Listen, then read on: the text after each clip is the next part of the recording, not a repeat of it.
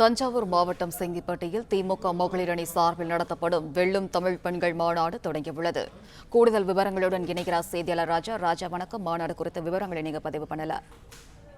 வணக்கம். அதாவது தஞ்சை மாவட்டம் செங்கிப்பட்டி அருகில் மிக பிரம்மாண்ட சுமார் 200 ஏக்கர் பரப்பளவில் இந்த டெல்டா மண்டல மகளிர் அணி மாநாடு திமுக சார்பில் நடைபெறுகிறது.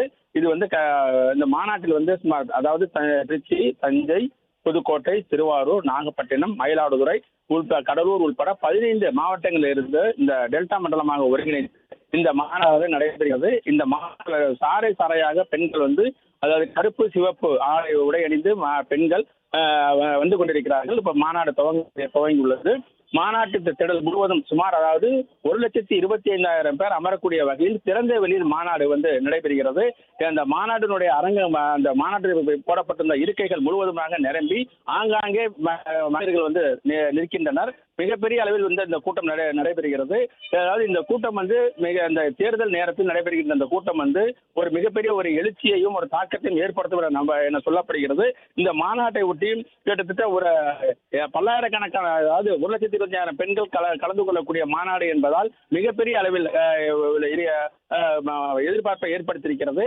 கனிமொழி எம்பி நாடாளுமன்ற உறுப்பினர் கனிமொழி அவர்கள் அதாவது இந்த மாநாட்டில் சிறப்புரை தமிழக முதலமைச்சர் அவர் சிறப்புரை ஆற்ற இருக்கிறார்கள். இந்த மாநாடு முழுவதும் வந்திருந்த அனைத்து பெண்களுக்குமாக அவர்களுக்கு உணவு வழங்கப்பட்டது. அதாவது சுட சுட பிரியாணி ஒரு ஹாட் பாக்ஸில் பேக் செய்யப்பட்டு சிக்கன் 65 உடன் அவருடைய இருக்கையிலே வைத்து அவர்களுக்கு வழங்கப்பட்டது. அதனால் பெண்கள் ஆர்வமாக இருக்காங்க. இந்த அதாவது தஞ்சை திருச்சி தேசிய நெடுஞ்சாலை முழுவதுமாக ஸ்தம்பித்திருக்கிறது, போக்குவரத்து ஸ்தம்பித்திருக்கிறது. வாகனங்கள் மூலமாகவும் அந்த பேருந்து வாகனங்கள், கல்லூரி வாகனங்கள் மூலமாக மகளிர்கள் மகளிர் அழைத்து வரப்பட்டிருக்கிறார்கள். அவர்கள் அந்த மாநாட்டு திடல் மிகப்பெரிய அளவில் நிரம்பி இருக்கிறது. மிகப்பெரிய ஒரு எதிர்பார்ப்பை ஏற்படுத்தக்கூடிய மாநாடாக இந்த மாநாடு அமைந்திருக்கிறது. கிட்டத்தட்ட சுமார் 15 மாவட்டங்கள், 45 சட்டமன்ற தொகுதிகள் உள்ளடக்கிய பெண்கள் மட்டுமே அனுமதிக்கப்பட்டிருக்கிறார்கள். அது அனுமதி கிடையாது, பெண்கள் மட்டுமே அனுமதிக்கப்பட்டிருக்கிறார்கள்.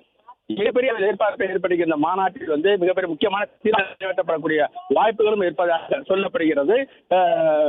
இறுதியாக தமிழகத்துடைய முதலமைச்சர் ஸ்டாலின் அவர்கள் சிறப்புரை ஆற்ற இருக்கிறார்கள்.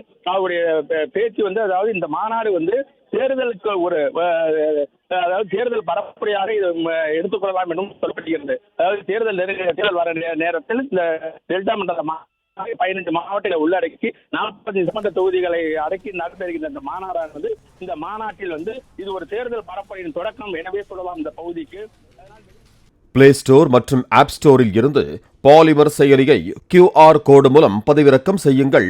செய்திகளை உடனுக்குடன் பெறுங்கள்.